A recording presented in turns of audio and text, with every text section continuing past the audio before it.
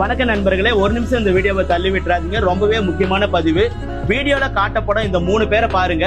இவங்க வந்து பாத்தீங்கன்னா வேலூர் மாவட்டம் காட்பாடி கரசமங்கலத்துக்கு பக்கத்துல கீழ் வடுவன்குட்டை கிராமத்துல வசிக்கிறாங்க.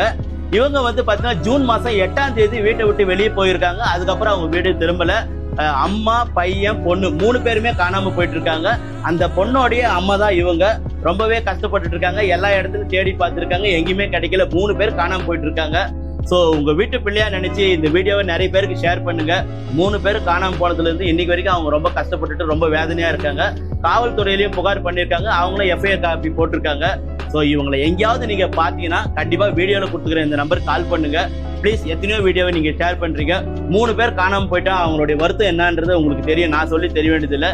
அவங்களால பேச முடியல. ஏன்னா 3 பேர் ஒரு குடும்பத்துல காணாம போயிருக்காங்க. அவங்களுடைய வலி வந்து எனக்கு தெரியுது. ஸோ இந்த வீடியோவை நிறைய பேருக்கு ஷேர் பண்ணுங்க. நீங்க ஷேர் பண்ணீங்கன்னா கண்டிப்பா அவங்களை எங்க இருந்தாலும் மீட்டலாம். அந்த நம்பிக்கை எனக்கு இருக்கு. அதே நம்பிக்கை தான் நான் அவங்க கிட்ட சொல்லியிருக்கேன்.